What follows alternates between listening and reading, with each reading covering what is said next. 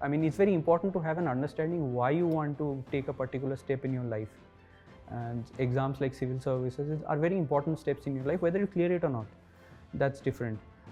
It's also important to enjoy the process rather than the result, because this process is going to make you a very different person. I remember when I started and what the person I am now, the way I think, the way I balance things, it's completely different and it's a much better version of me. So one definite thing is enjoy the process and have a clear motivation that this is why you want to do it. And once that is there, it's best to give your 100%, because if something is to be done, it's best to be done very well.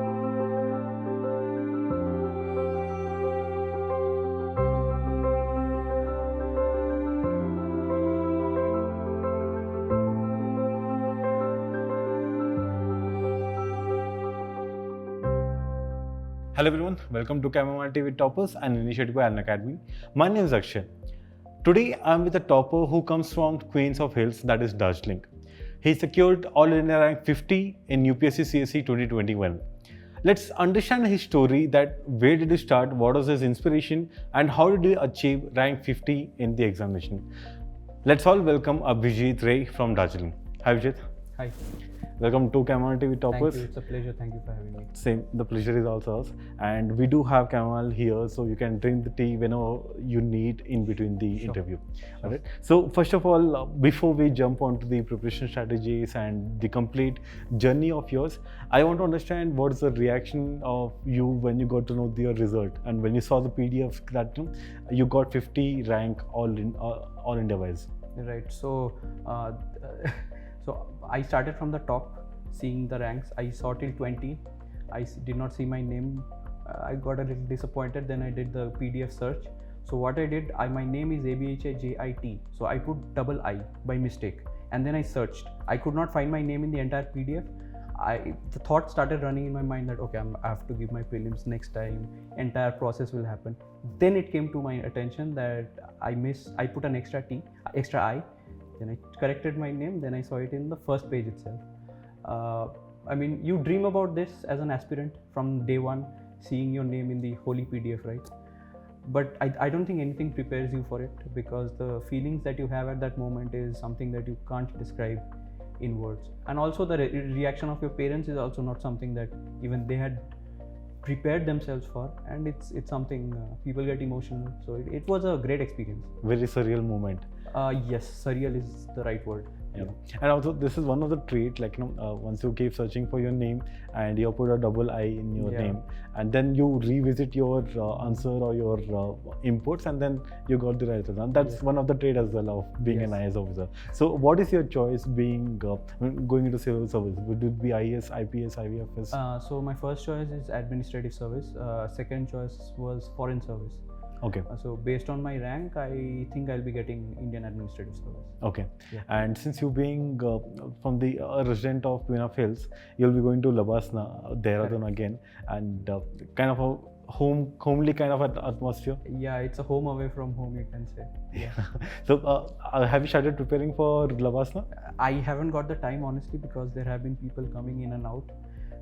It has been a very surreal, you said, right? It has been a very surreal 7 days. Yeah, it's been 7 days of too much intense activity and too unprepared sort of approach, because as an aspirant you don't think about these things, what will happen if you somehow top this exam or get a good rank. The attention and the love that people give is something which is very heartwarming. So it has been a great experience. Yes. That's wonderful. That's great. So let's move on to the your preparation journey. Sure. And so the basic part of the preparation journey, like a lot of people do say, is that the inspiration or the motivation to clear this particular examination, and that is a very important reason or also a particular objective for your life to write this exam. And what was that impacted you to be in civil service? I joined work in 2016 as an engineer in Texas Instruments in Bangalore.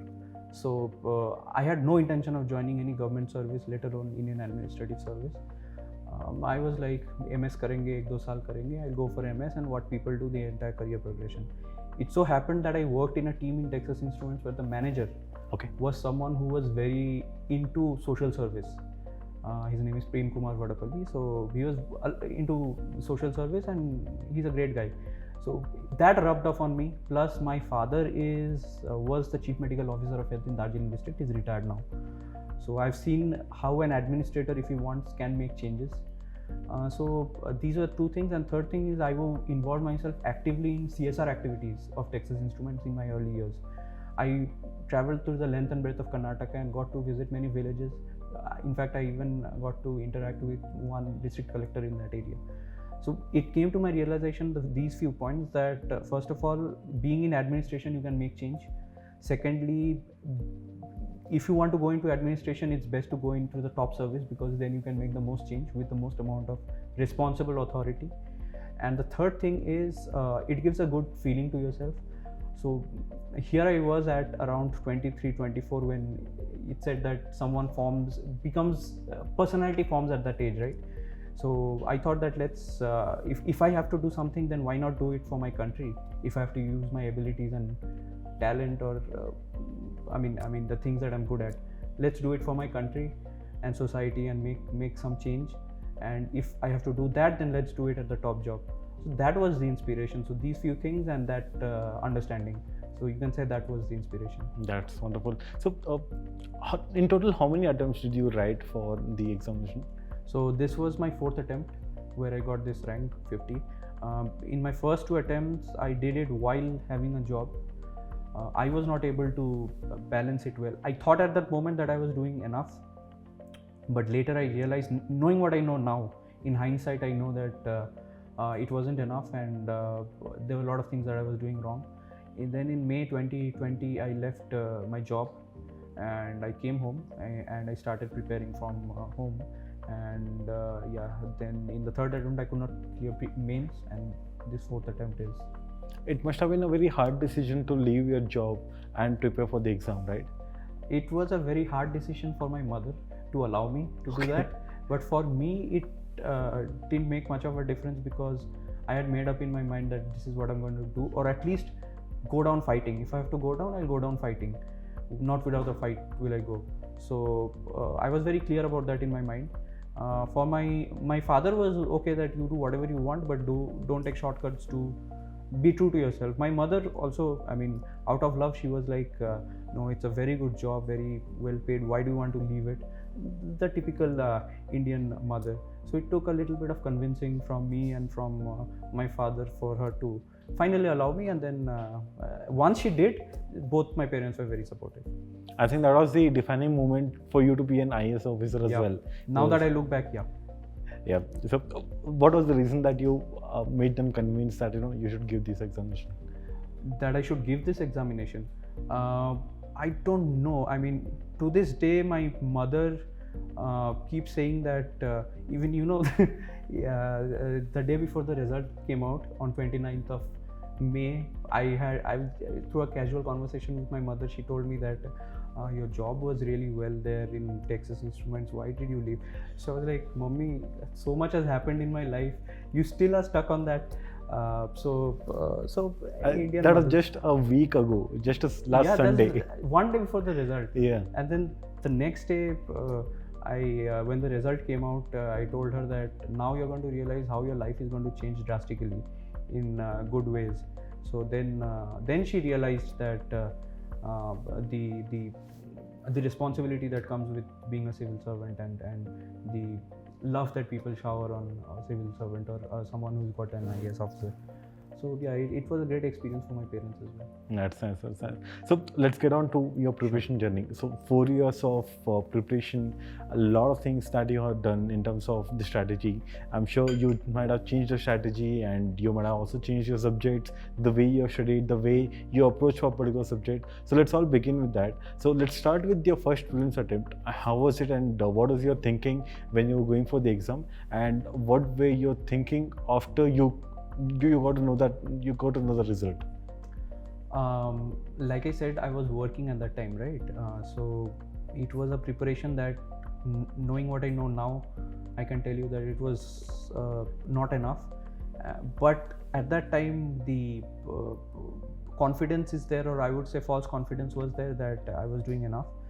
I didn't practice much or got time to practice a lot of mock tests or even few mock tests in the 2018 attempt, I did not know what hit me in the prelims paper, because here I was expecting that doing this much would be enough, but then I mean the paper was, I was almost completely clueless.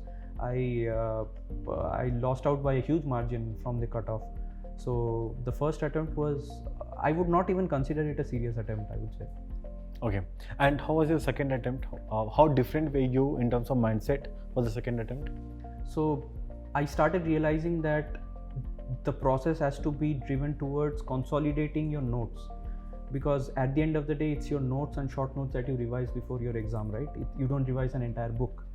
So the process of making my notes concise, understanding some topic, and then putting it in short notes, that process had started in 2019, and by the attempt of 2019, some notes, specifically I think modern history and art and culture, these notes have started getting condensed and well formed, although not complete, but well formed. So it was a much better prepared, better aware attempt. Okay. But again, knowing what I know now, it wasn't enough.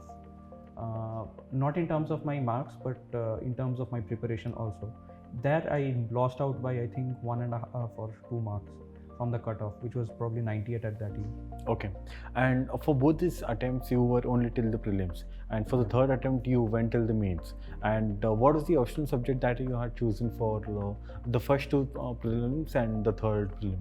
It's interesting that you asked that, because in my first 2 attempts, being an electrical and electronics engineer, I had chosen electrical engineering as my optional. Okay.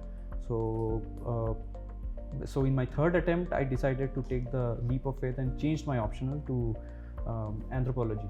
Okay. So so that was my optional. That was the 2 optionals in my journey. Okay. But wouldn't it be like completely different from what you have studied, and you change your anthro subject as well, and then a lot of new things needs to be prepared as well. So how difficult was it in the third attempt for you? It was very difficult. I would not say very difficult. It was new to me, but again, struggled 2 times. So I sort of had an understanding that this is the approach that needs to be taken. But again, the mistake that I made is I thought of optional as just another GS paper. In my third attempt, I prepared myself and wrote answers in general studies paper format, and I got marks also in that range. So I learned it the hard way that an optional is not something that you write general answers for. And and just the reason why I changed my optional is because I felt, I talked to a few other people also, or saw some YouTube guidance lectures also, that the technical subject optionals is a little difficult in the sense that first of all, material is not available completely. The test series is not available because very few people opt for it. The third thing is that even if test series are available, they are not done in a very systematic and regular format, so you can't depend or plan your preparation that way. And the most important thing was that I realized that the technical subjects have this punitive way of correction, whereas in art subjects like anthropology, sociology, it's more of additive correction, additive marking. What I mean by that is, let's say we have a 20-mark 4-page answer, right? And for electrical engineering, if I write 3.5 pages of completely correct formulas, it's because it's mathematical calculations, right? So in the last half page of those 4 pages, I do a mistake and I get the answer wrong. So my entire 4-page effort almost goes for a toss. I end up getting around 3 or 4 probably out of 20 marks. But the same thing in anthropology, what I realized is that for those half page, I would probably lose 2 marks, but I would still be getting 10 or 12.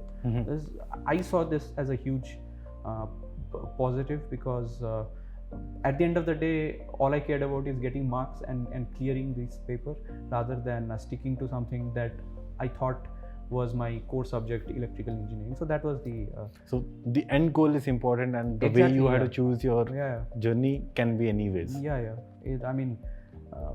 I think you put it in the right way. Okay, now let's move on to the prelims part. So how do you prepare for the prelims, and what should be your strategy for preparing for prelims, and what should be your way of studying the materials, and what should be your notes making strategy? So everything about prelims. So the first thing is to be okay. So at the outset, my approach or what I think works, and this works for me, I'm not sure if it will work for everyone, but I think it's a good approach, is that you should work very, very hard, in fact very, very hard, to make the best notes possible, gathering stuff from here and there and making a notes. But you should try to get out of that cycle very fast and then get into the revise and practice cycle. What that does is basically you get a lot of revision cycles, and secondly, when you give those mock tests, you realize that there are some parts that you missed out. So those things you go and you study or add, make value addition notes. Okay. So this approach really helped me in my third and fourth attempt. Okay. That is what different I did from my first two attempts. So first two attempts, partly because of the work load of office and partly because of my wrong approach, I was not able to revise much. That cost me dearly in trying to remember things. And you know, I mean, prelims is all about handling pressure and not buckling under pressure, because there will be many questions that you will not know directly the answer to. It's about remaining calm and trying to find the answer in that question. One interesting thing that comes to my mind, since you asked me about prelims, everything about prelims, right? In my fourth attempt, I don't know if it was this year or last year, there was a question about lemongrass, what it is used for, and one of the options was that it's used as an insect repellent, right? Correct. Remember the question? Yeah. So I had ordered at my home lemongrass room freshener. So while ordering on Amazon, the description comes, and there I had read that it's an insect can be used as an natural insect repellent also. Somehow that had stuck to my mind a long time back. It was 2 or 3 years ago. That had stuck to my mind because lemongrass had that smell. This question came in the interview. There was no way on earth that I would have covered this in some newspaper or some, maybe it had come, but I had missed it. This knowledge helped me answer this question. So the point I'm trying to make is you should always keep your eyes and ears open, because prelims is becoming such a, I would say, strange exam that the knowledge is sourced not only from books, it's sourced from your real life also. I mean, your travels, the places that you go, even a small hint that this hill cannot be in this state because the naming of the hill is based on a god that is not worshipped in that state. That can help you eliminate a point, and that can make you write an answer or get a correct answer, right? In my third attempt, I cleared it by 0.7 marks. So if in one question I would have got wrong, so I was done. In my fourth attempt, I got really good marks. The cutoff was 87, but I got 120. So I mean, that was something that again gave me I think that's a very important point that note here, is that from all the 4 attempts that you gave, your mental calculation and your mental thinking for each and every part of the preparation journey improved drastically. I mean, even from remembering the point that, you know, the lemongrass is used as an insect repellent from Amazon. That's a very unique way of studying as well. I think even though we usually just don't read any description of any of the product, even if you read that helps a lot. For example, let's say you never know what will help you in prelims. Correct. And also making the notes that you mentioned, to sum it up in a very simple manner, you read a particular subject, make a note of it, and keep revising that subject each and every time, and in a periodic time as well. That will help you to remember it for a longer time. I have a Telegram channel. I just want to mention this. I have a Telegram channel where I've shared my notes in PDF format. So aspirants, I would really urge you to go there and see, because all my notes are there, and I have mentioned that how you should make notes and how you should use those notes. So we were saying, right, that keeping eyes and ears open. That helped me in interview also, which probably we'll talk about when we talk about interview. And do share your link as well. We'll put up in the description for all the aspirants that's watching right now. So now coming to the each and every subject, let's talk about the history and art and culture and even current affairs and geography. So what are the books and resources that you use for prelims, and then we'll go for the mains. Quickly, because this is a large list, for ancient history, the NCRTs, old NCRTs I used, plus some lectures of that are available on YouTube. I actually honestly don't remember what are the sources, because since the last, I have so much faith on my notes that since the last 2.5 years is just my notebooks that I've been revising and revising. And here and there, every year that I take test series, right? If I find some good question or good point, I just keep adding to that notes. So it's only been my notes that I've, and in fact, my way of preparation was prelims and mains combined. Okay. So you were asking about art and culture, and ancient, medieval, and modern.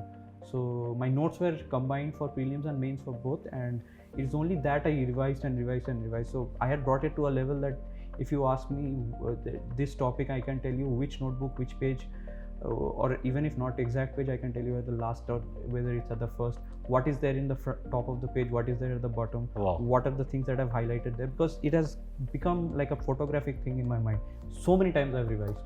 Do share your notes. Sure. The picture it's available in my Telegram channel. It's okay. Abhijit Ray CSE AIR 50 CSE 2021.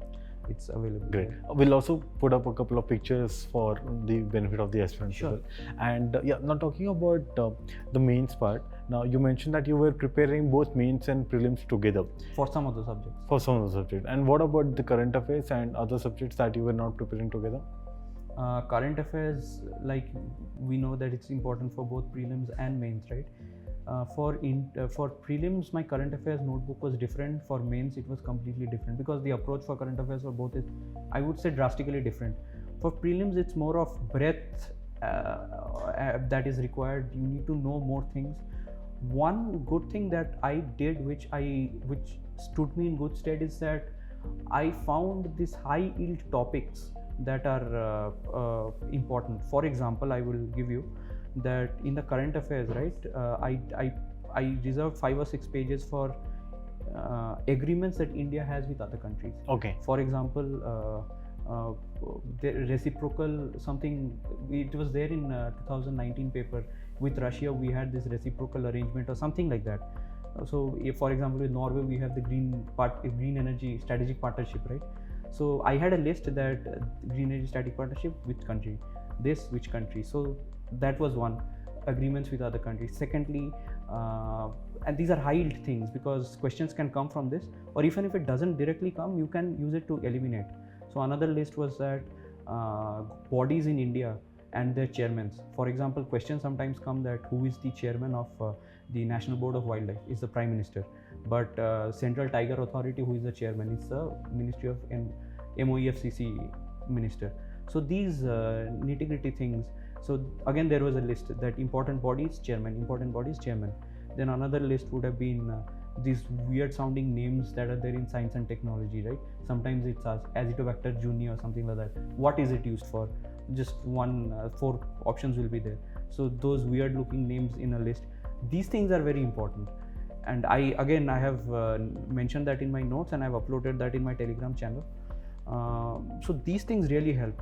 I think this 120 that I got in my last attempt probably was because I was able to execute my plan in these ways in the correct way.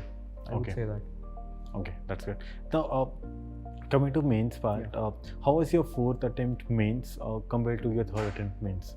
So it's been a long journey for me, right? In my 2nd attempt, I had started doing a little serious answer writing.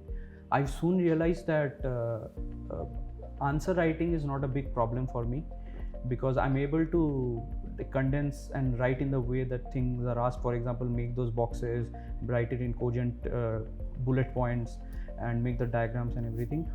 The problem for me was content rather than the way the presentation was good. So I realized very soon that it's the content that I need to work on.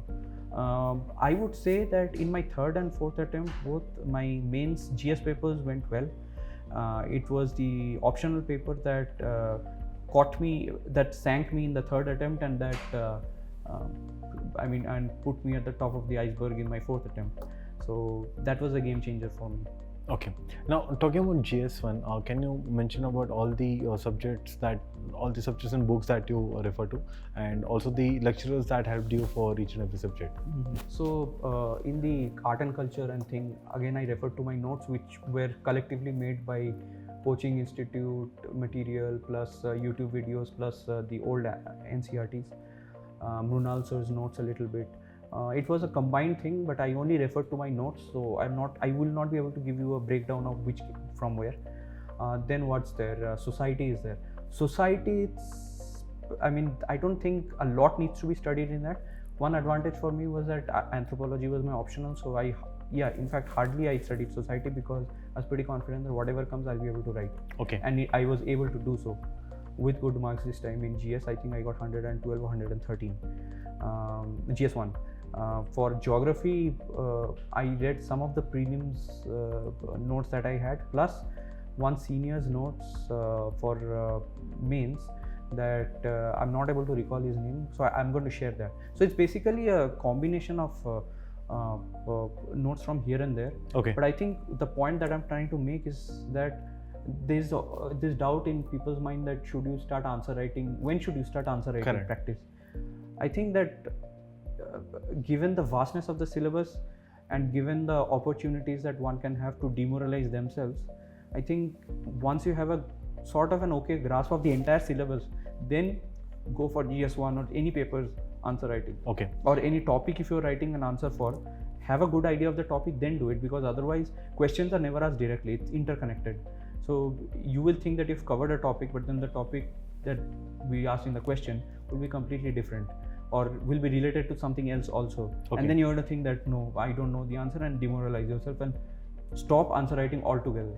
Okay. Which many people have done, even I have done in my initial times. So I think having a grasp of the topics or the subjects is important before answer writing. Okay. Now you've mentioned one point here that before we moved on to GS2, I want to ask about answer writing. You mentioned that you did mention your answers in a very particular good fashion. Yeah. So what was the format that you had been following, or was it very natural that came to you like to write the answers in this way? I have always felt that writing came naturally to me, but this thing you have to work really hard also, because you don't have time to think in the GS papers, right? Correct.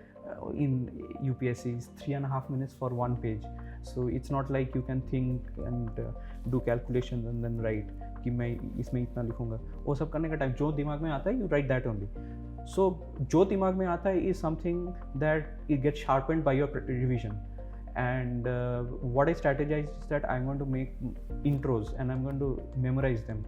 For example, I made intros for all the different kingdoms that are there, Mauryas, Guptas and everything, just as an example from ancient history. So if any question that is asked from let's say if a question comes that medieval history mein the texts, Arabic travelers ka texts are very important. There was a question, right? So then I know what to start with, that I know the intro for medieval, so it should come directly to your mind. And these things come with hard work. I mean, there is no alternative. There is no pill that I'm good in English, so this will come to me naturally. It's not. You have to work very, very hard for all these things. Okay. Yeah. So you wrote intro part, and then what were the next point that you tried? The first part of the question in a box format as the heading, then some points. The second part of the question, or if it's an opinion-based question, positive, negative. Okay. Positive box, negative box, points, and then way forward or something. The usual format, right? Mm-hmm. Yeah. So conclusion, again, keywords that I had marked up. For example, multi-stakeholder, and then all these things. Look, these things are going to come. If you practice, you'll know what is required. But that practice and hard work is required, I would say. Okay, so that was about answer writing and GS1. Now let's talk about GS2. So tell us your strategy for GS2 and how your GS2 was in fourth attempt. How much did I get? 112 again. Okay. In GS2. So one thing I'd like to mention, thanks. One thing I'd like to mention that I did not leave any question, any page blank in my UPSC, all the exams, mains. But that thing I had made up my mind that whatever happens, even if I don't know an answer, I'm going to write some general answer, but I'm not going to leave a page. Even if I get 1 mark, that's going to make a difference. So GS2 went well, better than expected actually. I got 112, and you asked me about my preparation, right? Correct. So I had one notebook again, where it was only GS2 was that notebook only, and then last moment there are some current affairs that come up from mains perspective, right? So there are compilations that come out in the market, so I'd use that as a supplementary material. But again, the idea is to stand out with your answer from others, and the way you do that is with good intro, good conclusion. Conclusion is important, intro is important, because these are the things the person who's correcting sees first and last. That's the impression that they have, and you want to like put your pearls of wisdom there. So put the names of some committees, work extra hard to make a list of the committees. Doesn't matter if the question that is specifically asked is related to the recommendation that you're trying to write. If a pharmaceutical question on pharmaceuticals is asked, probably mention Katoch committee, because they gave recommendations on pharmaceutical industry. So I mean, these are the things that attract attention and probably gets you that half a mark, which again is very invaluable, right? Can make the difference between service versus service. So again, for me it was, I mean, working these extra things, trying to see that how can I make my answers different, rather than trying to mug up or study a lot of material. I limited my sources, limited my notes, but revised and practiced and practiced. And value adding creation. And value adding creation, as I was mentioning, for prelims and mains, both it is necessary. Yeah, so this one thing that I can see here is that you are very good with connecting the answers with multiple subjects and also the topics as well. That adds up a lot of value in the answer writing, right? Yeah, that's actually pretty good. Now let's move on to GS3. I mean, a lot of people are pretty afraid of this paper as well. I wasn't. I thought that I'm good at it, but I got my lowest marks in GS3 this time, 77. Okay. And how was the paper? What made it very difficult? I found it difficult. I mean, there were many questions that I did not know. For example, the changes in GDP calculation, the first question. So what I do is, when I get the question paper, I tick the questions that I'm going to attempt at last. Okay. And these are the questions that I don't have much idea about, because at the last you're in a hurry. So better put that hurried effort, which won't be your perfect effort, in the questions where the outcome can be the least, right? That cost benefit analysis is very less in those bad questions for you. So those questions I have to attempt at the last. So I mean, I saw in one coaching institute's lecture that that sometimes the invigilators, I mean, the guy was saying that sometimes the invigilators start correcting from the front because from the back, because people start writing from the back. Sometimes they do it from the front because people start writing questions from 1 to 3. I was like, if my first two questions I don't know, I'm going to start from 3. So I had that fear also, that he's going to find my first two answers the worst, and he's going to have the initial impression that I have written all my answers like that. So GS3, my performance was unsatisfactory, but my preparation was on the similar lines as GS1 and GS2. One thing I forgot to mention in GS1 and GS2, if you'll allow me just one point, that maps, the ability to draw the map of India or the map of the world in 5 or 10 seconds, that's invaluable. GS1 question paper, I almost 50 or 60% of the questions I drew maps and explained it. And this time there was map based question also. There was a question that physical features of India, how does it help in climate or something like that, right, in GS1.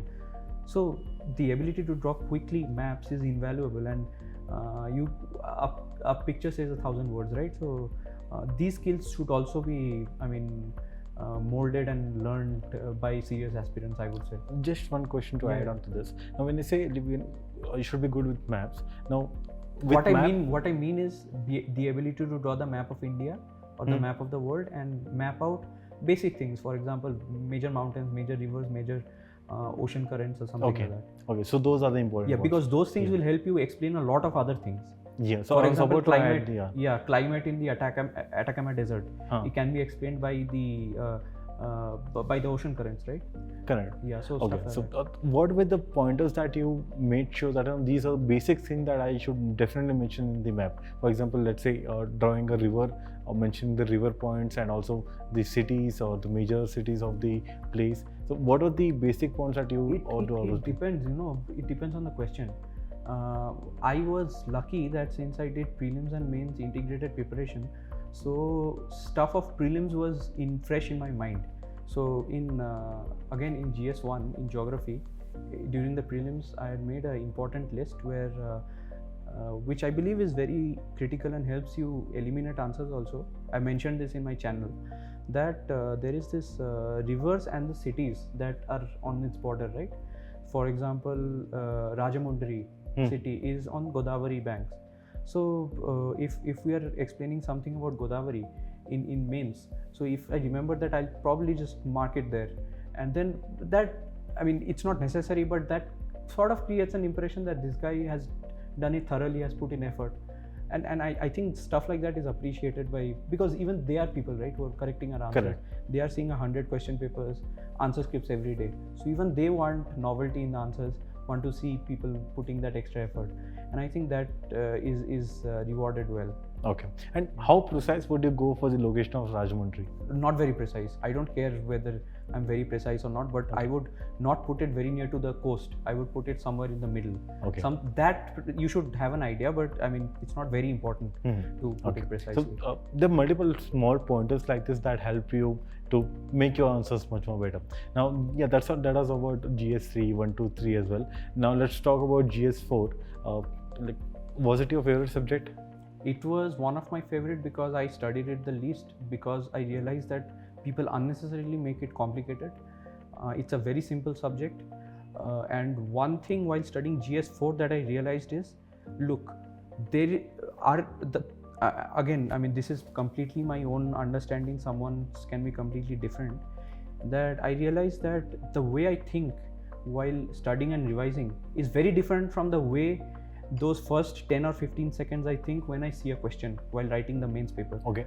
I try to focus on the way I think in those 10 or 15 seconds. I realized that specifically, I mean, more so for GS4, is that I think that there is this jug of items in the jug, and I have to pick up some keywords. Whatever keywords strike, I'm going to write answer on that, because there is no time as such to think and like this keyword is not matching very well with the question, so I'm going to think of something else. ऐसा मेरे साथ तो नहीं होता था because time नहीं होता था. So then the ability to pick the right keyword from the jug became very important for me. So what I did was, instead of having so I had condensed my notes down to around 20 or 25 pages of GS4 notes. I condensed it further, saying that okay, it's only keywords, because if I remember the keyword, I know its definition. It's very easy to come up with an example. I mean, no, it's easier to come up with a definition, but the example, probably you mug up or make a list. That effort is needed. But if you know the keyword, half of your work is done. So remembering the keyword is very important. So what I did was, those 25 pages also, I condensed it back to, I wrote all the क्या बोलते हैं, keywords in one page, and I just kept mugging up those keywords the entire page. There was no order, just I used to do that because I thought that I think in that format, that it's an ocean and I have to pick up stuff. So that's, I think, one very effective thing that worked for me, and some aspirants can try it actually, if it works for them, to try to think how they think while writing an answer, rather than how they think when, because everything seems rosy when you're revising, because you're seeing the topic in front. Try to focus on how you think when you're trying to write an answer, and try to make your notes in that format. That probably is very effective, I found. A lot of people prepare the case studies as well for the ethics. What is your opinion on running the case studies, and where should you learn from? There was no specific source that I learned from. I practiced a lot of case studies.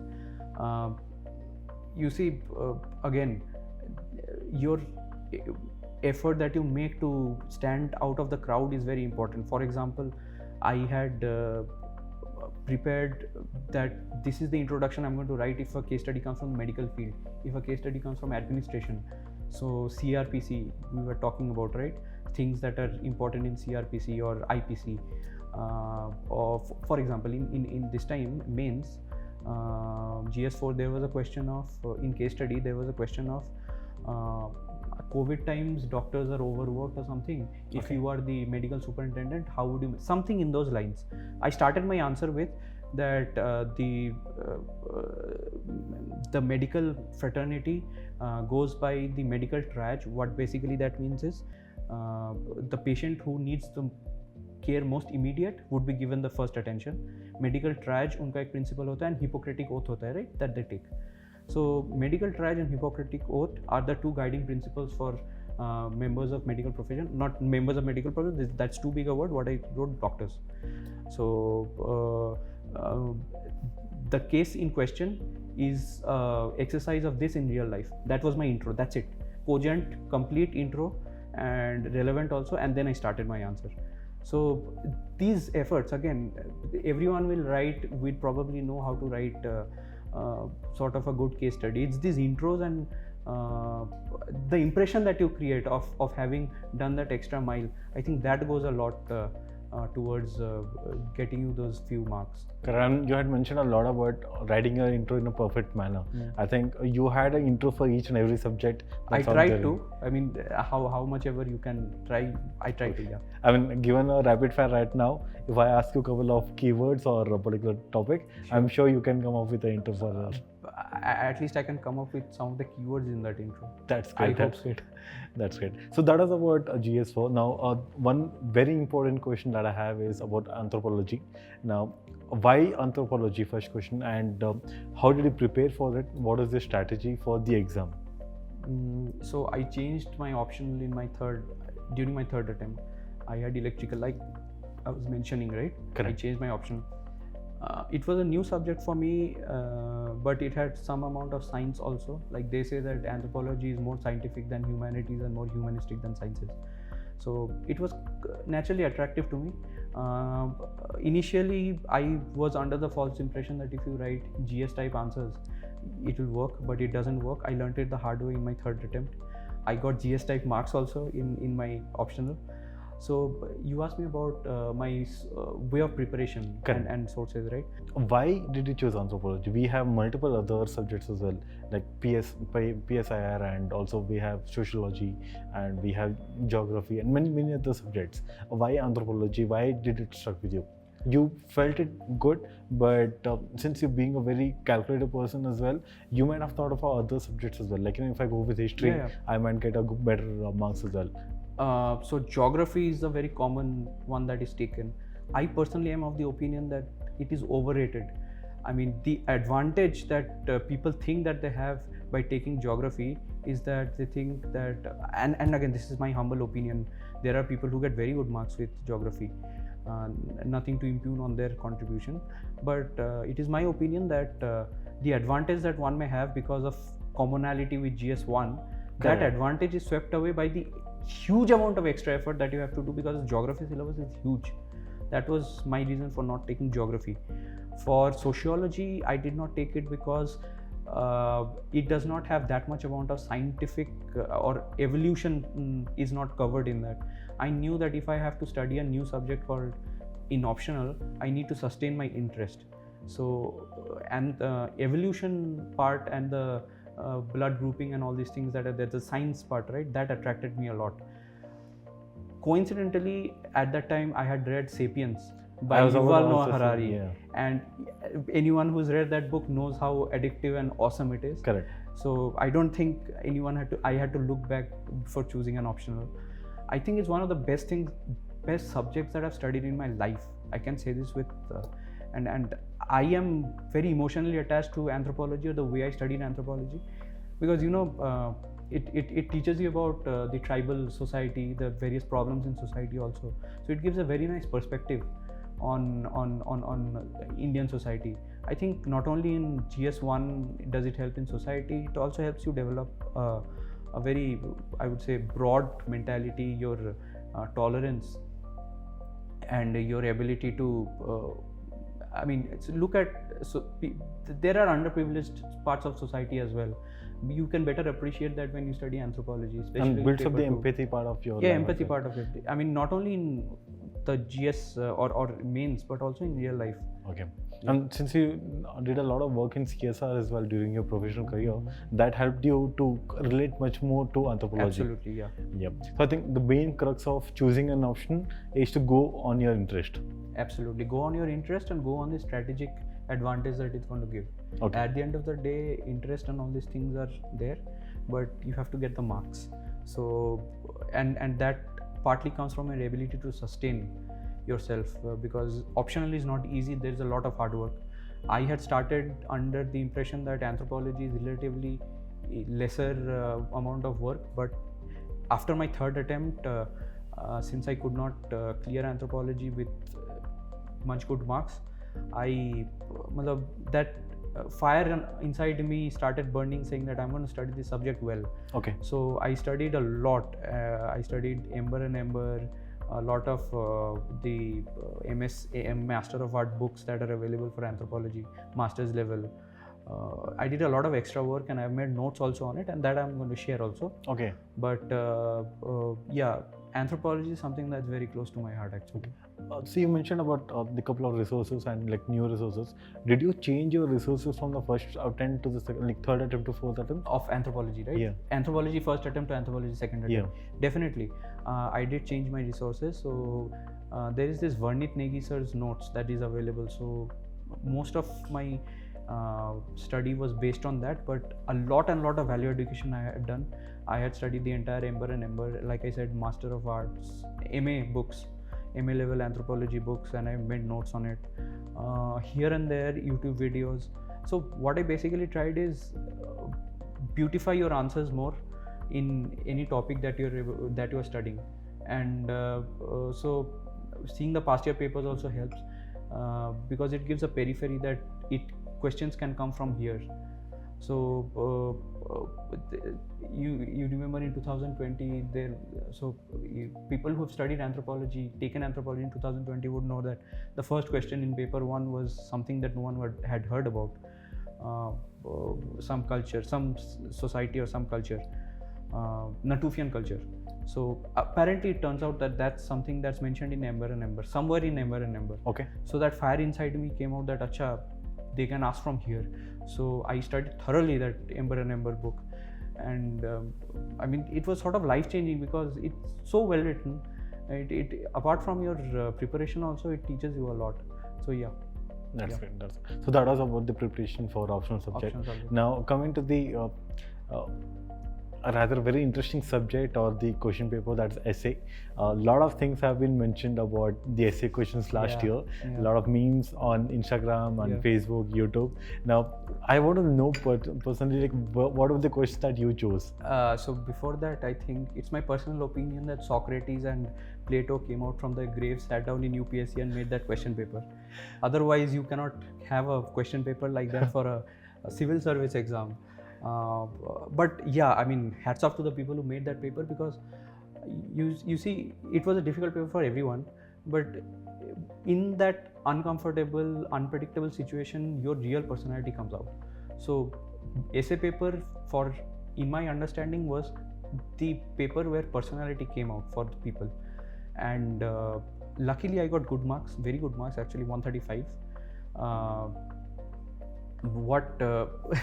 What happened in my essay paper was that I had chosen, you asked me the questions that I had chosen, right? I had chosen the hand that rocks a cradle rules the world, and the journey of self-discovery has been exported, or something like that, in those lines. Basically section A and section B, first two questions. Okay. So questions 1 and 5. I started with section B, hand that rocks a cradle. I wrote around 5 pages. I went blank after that. I don't know why. I wasted 10 minutes thinking that, okay, this attempt is going very well. I am going to give prelims again next year. Entire thing is going to start again. So I was almost on the verge of tears. But you know, I mean, sometimes you have that feeling that there is some higher power controlling you.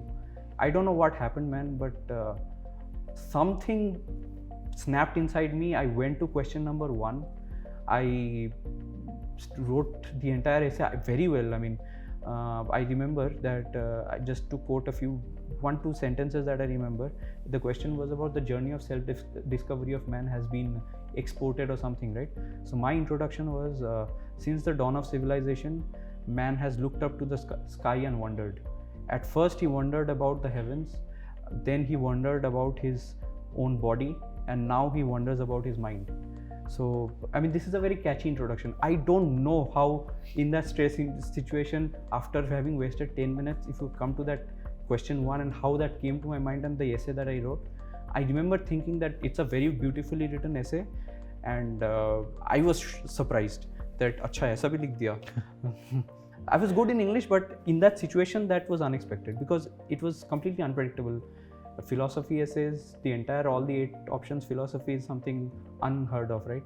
So like I was saying, some other power was controlling me at that time. I don't know what happened in those 2-3 hours. I finished that essay. I came back to the essay that I had stuck. I completed it, and I got 135. I don't know how that happened. I mean, probably it's the power of your practice that you have done so many times. Yes. The way have you written your introductions. I remember even from my childhood, my father stressed a lot about English. So he used to teach me, like, he's the reason why I'm good in written English. So I think these are the raw capabilities that were put to use in that paper, because everything else was going for a toss. Your knowledge, your quotes that you had mugged up, all those things were not useful. It's just your ability to express whatever little you can make out of those topics, right? So that's also a trait of an officer. So yeah, I think that came out in the don't know. exam. I did not have much conscience at that time. I was not conscious. I don't remember writing the second essay, coming back to the second paper and writing it. It was some higher power controlling it, definitely. Okay. So that's good. So now that sums up the whole mains part. Yeah. Now the one particular thing that a lot of people do miss out, and even we missed out, is the CSAT paper. CSAT is kind of a neglected question and also kind of a neglected paper as well, I would say. A lot of people prepare it at the end moment of the exam as well, like before 1 or 2 months of the exam. What is your take on CSAT, and how was your CSAT paper? If you would have asked me this question 2 years ago, I would have said don't try CSAT, especially the engineering people. Don't worry about it. But these days CSAT is getting difficult. It's becoming more unpredictable, and it is right. You are right that effort needs, at least attention needs to be put there. So I think what I can suggest is, although I did not do it, but what I can suggest is, for new aspirants, what they should do is take the previous year CSAT paper, sit down for 2 hours, right? 2 hours and give the entire timed exam. See how much you're getting. If you're getting 120 plus, then you can safely say that tum nikal loge CSAT ko. But if you're not getting 100 to 120 or even less, then you run a risk of losing out, because I know many people who've got even 130, 135 in GS1, the first paper, but CSAT they've lost out, especially non-engineers, because they're not used to the aptitude paper, right? Correct. So CSAT is no more to be taken lightly, definitely not. Type of comprehension questions in English have changed a lot in the recent years, in terms of the quality of the question as well, and the amount of text that you need to read and the answers that you need to mention or write has changed a lot. So what do you say on the comprehensions of the questions that are there? I don't think I'm the right person or the right authority on this, because I never paid much attention to CSAT preparation. I got very good marks all the times. All my 4 attempts I got exact 166. Okay. All the 4 attempts, same 166. So I did not pay much attention to CSAT, but I think comprehension, yes, you're right. I think from the first 2 attempts to the next 2 attempts, I saw there is a difference in standard. I think accuracy in that time period, because CSAT is also becoming a timed exam now. It's hard to complete the entire paper, and although you need only 66 marks, still you run the risk of missing out. Go on YouTube and see what is the best strategy to handle comprehension times, because I am not the right person to answer this. I don't want to misguide people. Okay. I would say that. Okay. So now that completes prelims and mains part. Yes. Now let's move on to the next one, that is interview round. And so I want to understand what is your score in interview and what is your score in prelims and mains as well, like the total score from prelims and mains. Prelims 120 and CSAT I said 166. GS1 essay 135. So total it was 999 total score, prelims, interview and mains. Okay. 805 was my main score. 194 was my interview score. Okay. Yeah. 194 is a pretty good score as well. It's a very good score. This year it is very good score. Yeah. So let's talk entirely about the interview part. Now, before the interview, the main part is the DAF, and I want to understand, like, what did you mention in DAF, and how was the significance of mentioning the things in DAF with the interview? How relevant is both of the things? So So since I have not come to this stage, interview stage, anytime in my previous 3 attempts, I did not know that the importance of DAF and everything. It was only after my mains that I started seriously thinking, hey, this time I have a chance. So let's start thinking in those lines, because जब DAF आता है, so there are only few days that you get to fill up your DAF 2.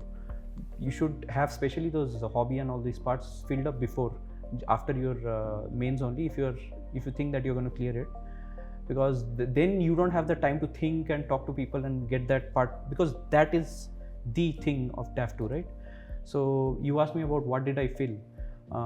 So achievements and all that is there. I mentioned that I was district topper in 2010 and all these things in ICSE. But in hobbies, I mentioned cycling and composing reflective poetry. Okay. Yeah. So in cycling, I had mentioned that recreational cycling. So thinking that, okay, recreational means it's not done as a serious thing, it's just recreational.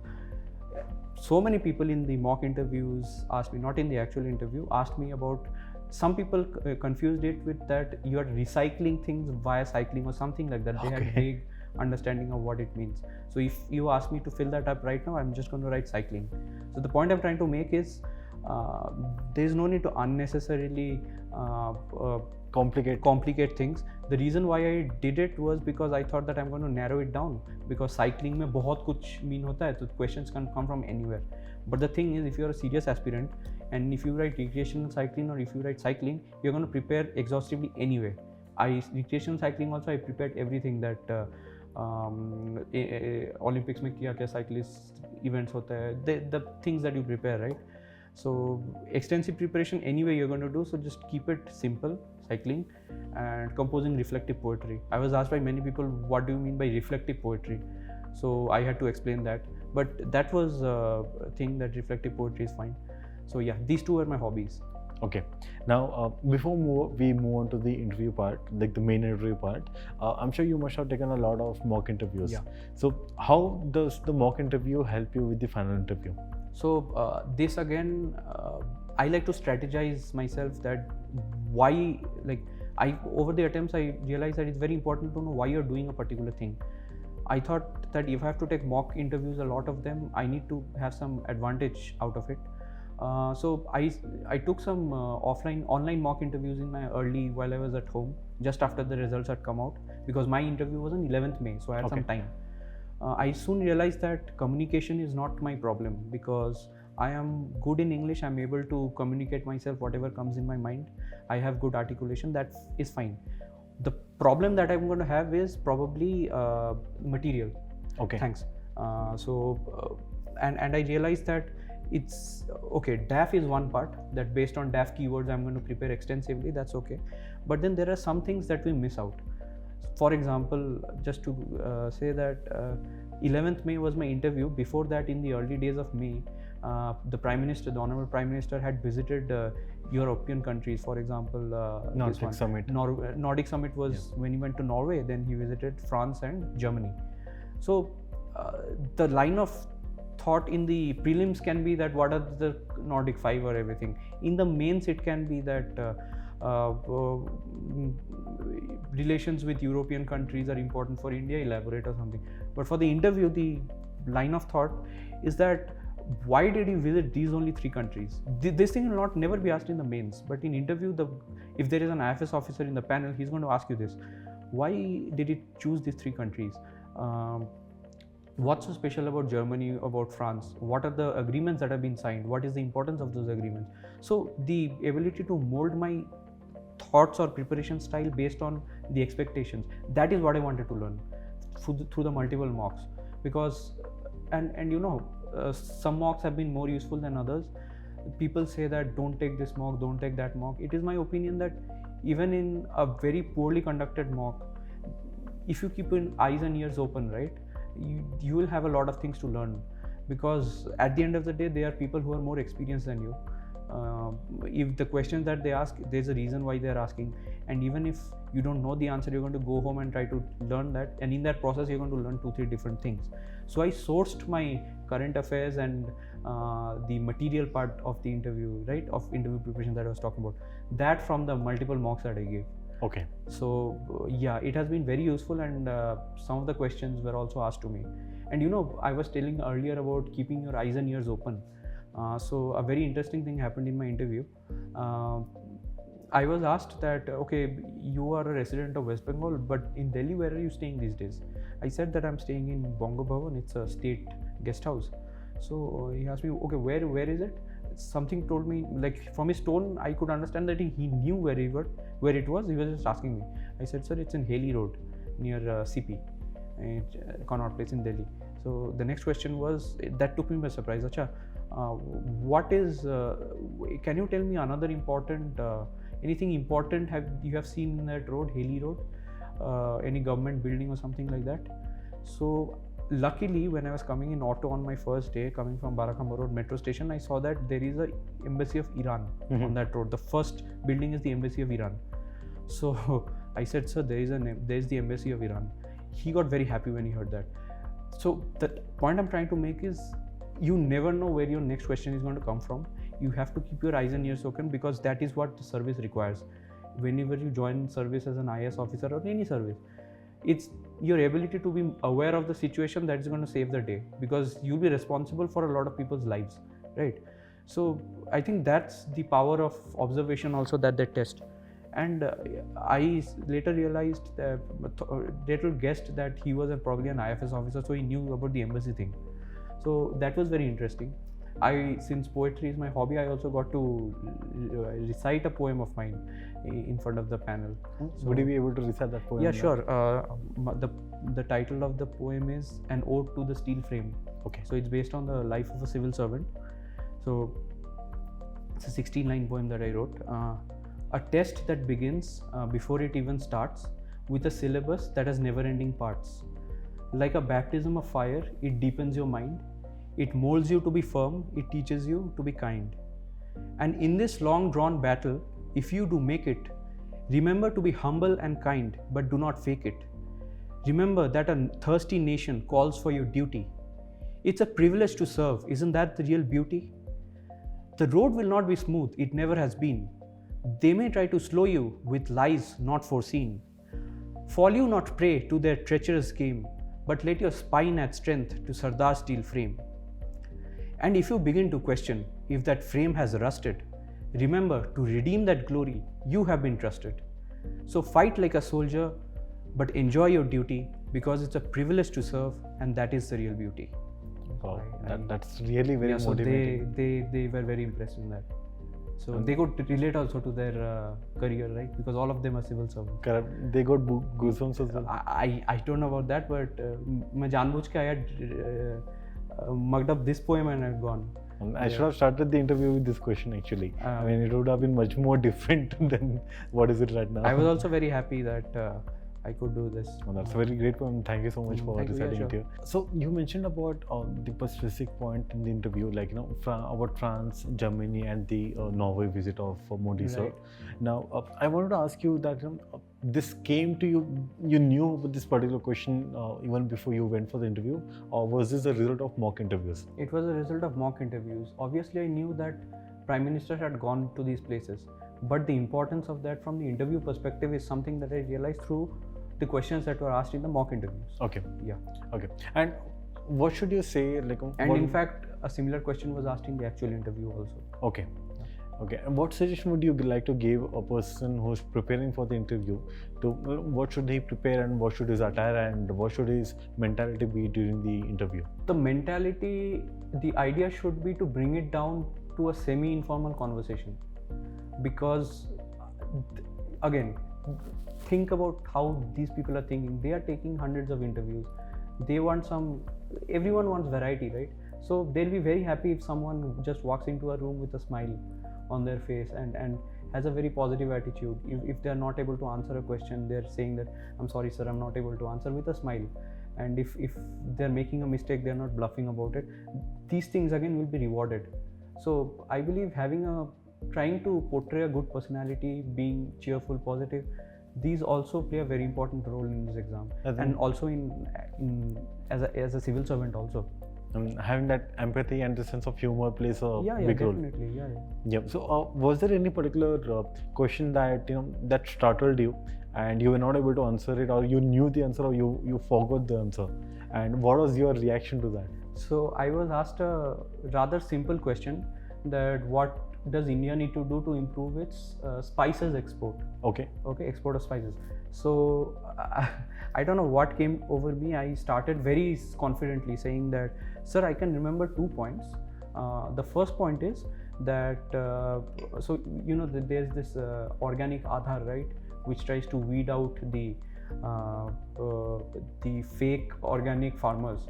So what basically happens is fake organic farmers are there who use too much fertilizers, but they claim it as organic produce. So that fake organic produce goes to European countries and gets rejected because they have very strict sanitary and phytosanitary norms under WTO.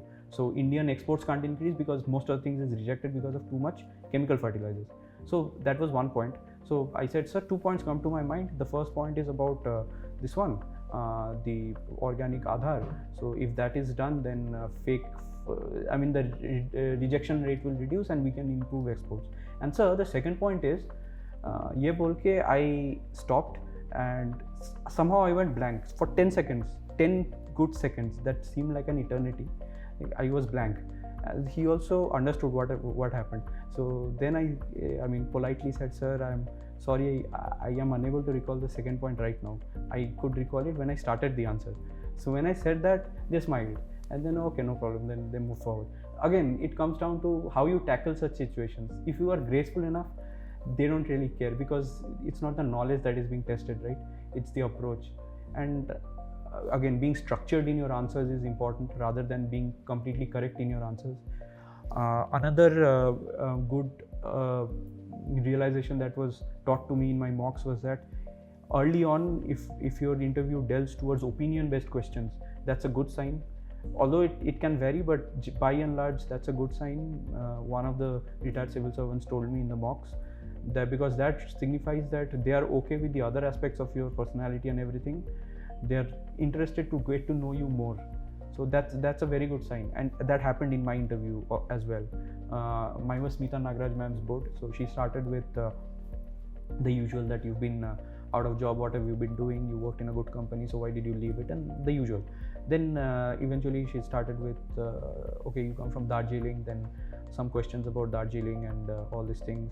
Then it moved to the next person who asked me about that Haley Road embassy thing, and then here and there IR, a lot of questions were asked, where the mock interviews approach of thinking was very useful. I would say IR and economics are two very critical areas where interview questions are asked, because these are things which affect the country a lot.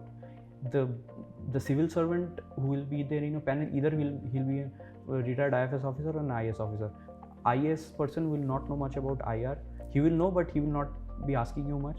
The foreign service person will not be knowing about the economics part. So economics sort of sums up the Indian situation, and IR is a relation with other countries. So these two are very focus areas, and I did from the Indian Express newspaper. Because the last 15 days newspaper is very, very important, and since there is a lot of here small bits and pieces also important last 15 days, so I used to take screenshots and I used to quickly revise from there rather than making notes for the last 10 days, because otherwise it's a long process. So that's what I did for the last 10 days. But yeah, so I think I answered your question that you had, which I don't remember right now what you had asked. I think it was a similar moment when you had an interview. Yeah. And so now moving on to the next part, I do have a couple of questions which are kind of, a lot of people do ask about them in the comment section as well. Like one of them being, what is your daily routine or daily timetable for study, and how many hours of study would you do on a daily basis? This question is too overrated, man. I mean, I don't think it matters. I never had a fixed schedule. Hell, I wasted a lot of time also sometimes. I just thought that, okay, this is something that I have to study. No matter how much it takes, I will study. I was never serious about making a schedule, sticking to it, because I couldn't do that. I mean, it's not my cup of tea to have a fixed schedule, wake up at 6 a.m. and do it. I'll wake up aram se at 11:30, waste 1 or 2 hours in eating, watch some YouTube. But then yeah, exam se pehle things used to be a little different just before exams. That the Damocles sword hangs over you, so it gets different as exam. But on a typical day, it's more about finishing a particular topic rather than studying a number of hours. Okay. Now, another very overrated question: very active on social media during your preparation? No, not at all. Not at all. Zero. And should you be active, or it's on a personal choice, or what would you say? It depends. Some people, there are very good Telegram channels that are run, right? So some people benefit a lot from the material that's posted there. Some people, even for prelims and for mains. Before my interview, I realized that there are informations that I needed from social media, so I joined Telegram.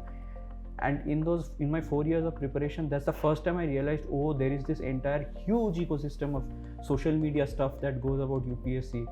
A lot of speculation happens. There is channel where you get minute to minute updates about when the results is going to come out. A lot of things happen. That entire nuclear cesspool, right? I dipped my finger in, and it was a strange experience, but it was helpful as well. Okay. Just before interview, I went into Telegram, strictly only Telegram for this benefit. But YouTube, I was there for watching stuff throughout my preparation. But no, social media, by that I mean WhatsApp and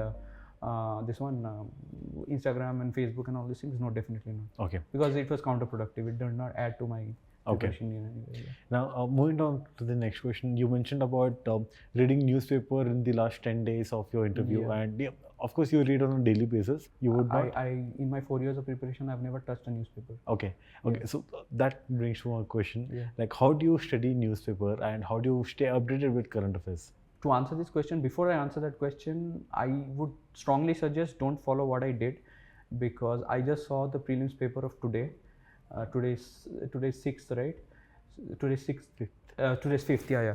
So I think newspaper reading is becoming more and more important. I used to compensate for reading newspapers by compilations from different institutes, as well as joining a very good test series where current affairs was very, very well covered from a prelims perspective.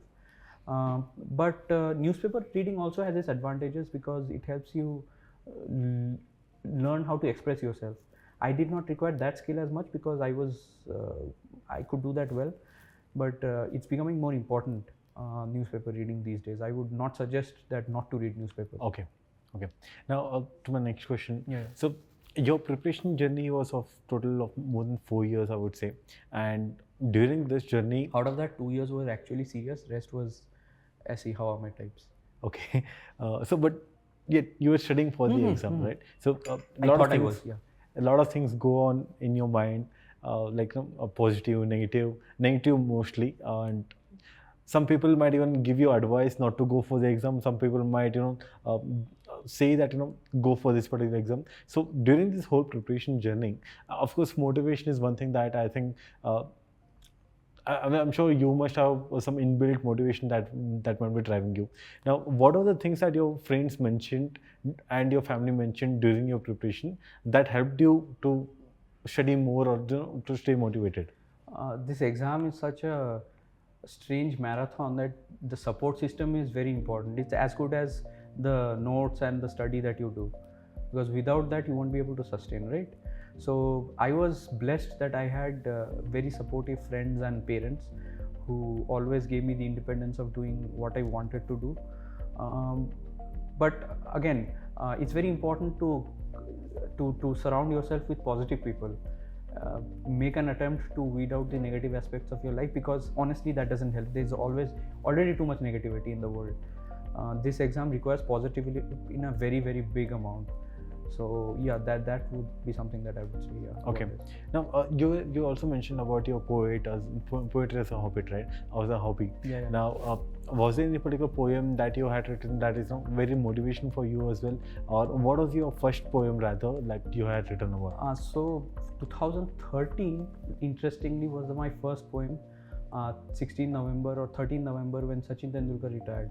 Okay. So that day, like a billion Indians, I was also very sad.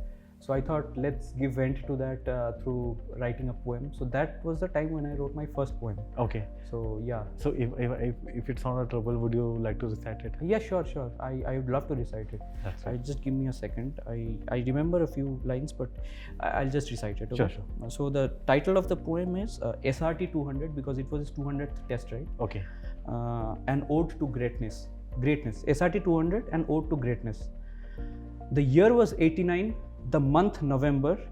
It was a time the world was to remember, because for then walked in a man not so tall, bat in hand and his aim the cricket ball. A kid of just 16 when he first batted, most called him a baby to have started. But like Hercules, he shouldered the nation's desires, and I bet he now comes first in our prayers. Today the curtain falls, a curtain wet by a billion blue tears, tears of joy and gratitude of these Sachin years.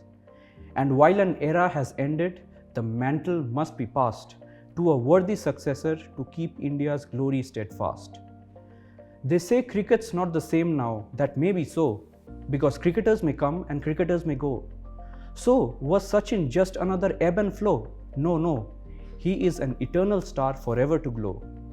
And while a billion hearts that bleed blue, fans of Sachin, they will stay forever true. Grateful am I, he was the man I loved watching, because he was the giant who will always be my Sachin. Oh, that's great. That brings me a lot of memories of Sachin Tendulkar, and a huge fan of him. Yes, absolutely. And yeah, so thank you so much for reciting the poem. Sure. And now that brings me, that brings us to a particular section wherein we talk more about you as a person and not about exam. We spoke a lot about exam, and I'm sure that was very interesting, and a lot of points were taken from that interview. Now let's move on to a very personal section, and I will ask you a couple of rapid fire round, and I would like your quick answers to each and every questions that I ask. That is tricky, yeah. Okay, so let's begin our first question. What surprised you the most about your job? What surprised me the most about my job? Yeah. That it was so awesome and I felt a little bad while leaving it. Okay. So what is your deepest fear? Of staying mediocre. What makes you sad? Sad. When I'm not able to help someone whom I know that if I tried a little hard, I'll be able to help. Okay. And who's your idol that you follow on a daily basis or think about being like him or on a daily basis? Saurav Ganguly. Okay. Another cricket fan? Another cricket fan. Yeah. What's the most cringiest thing that you have done as a teenager? As a teenager? Yeah. I am unable to recall any. I'm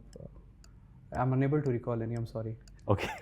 Okay. Were you naughty during your childhood or teenage times? Yeah. I did the usual naughty stuff. A lot of, as usual, right? Teenagers and school children with their hormones raging, whatever they do. Okay. Yeah. Now, if you had to go to a particular place or restaurant, and if you had to go for a karaoke song, what song would you choose? Ek Ajnabi Hasina Se. Wow. Yeah. Okay. And who's your favorite actor or actress? Favorite actor is Matthew McConaughey from Hollywood, and favorite actress is Julia Roberts. Okay. Yeah. Now, given power to go to any particular location, like in a jiff of a second, where would you like to go? I'd like to go to Rio de Janeiro. Wow. Okay. Let's go on a road trip if you're okay with it. Yeah, sure. Yeah. So that's the end of the rapid fire round. Thank you for all the answers that you gave. Yeah, sure. We have a small token of appreciation from Thank you so Chamomile Tea toppers. Thank you so much. Yeah. You can place it here. Yeah. So that's the end of the rapid fire round. We have a small ritual at our show. We basically ask the topper to tag another topper that they would like to share the story as well. Like if you would like to tag a topper, who would that be? And the next person who will come, the guy who got All India rank 10 this time, Harkirat.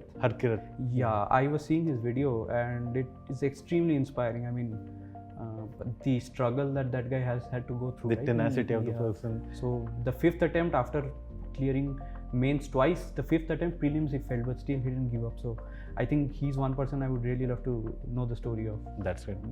So Harkirat sir will definitely have you on our show as well, and keep looking for the call, and we'll soon have you on the Chamomile Tea with Toppers. Now that brings us to the last section of the interview, and I'm actually sad to go to the last section actually. So am I. I would like to ask you a particular message that you would like to give to any of the aspirant who's preparing for any kind of exam in the world right now. So I think it's very important that it's very important to have an understanding why you want to take a particular step in your life. And exams like civil services are very important steps in your life, whether you clear it or not. That's different. It's also important to enjoy the process rather than the result, because this process is going to make you a very different person. I remember when I started and what the person I am now, the way I think, the way I balance things, it's completely different, and it's a much better version of me. So one definite thing is enjoy the process and have a clear motivation that this is why you want to do it.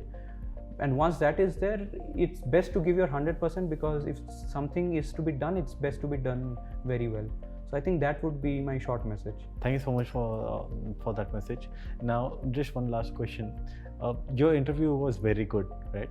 In the UPSC. Yeah. And this interview, what was your experience, and what was your experience drinking the chamomile tea as well?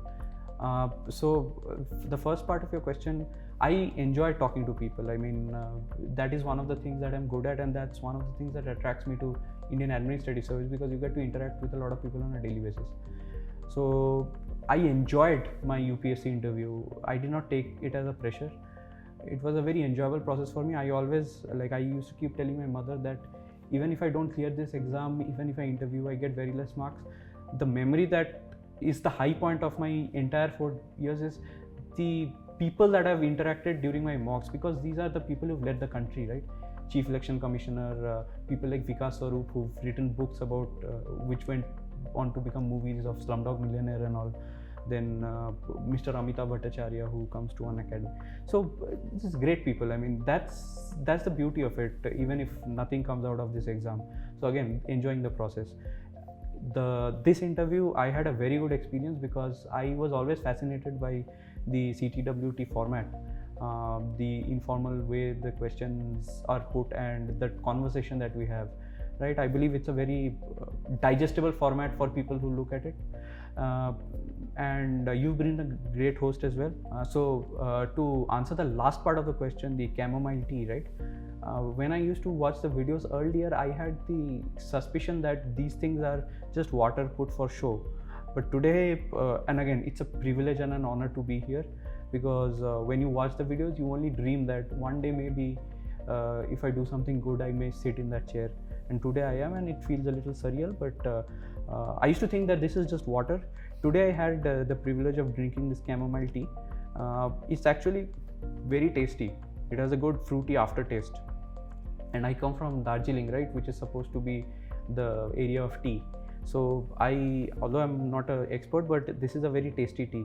So thanks for that. And now I know I can tell people that this is not a fake tea, this is not water, this is actual tea. So I'd like to take back a few tea bags of this as well. But overall, it's been a great experience. I mean, I thoroughly enjoyed this process. Yeah.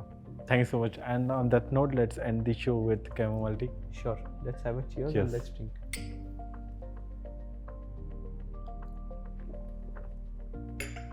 Good. Thank you so much. Sure.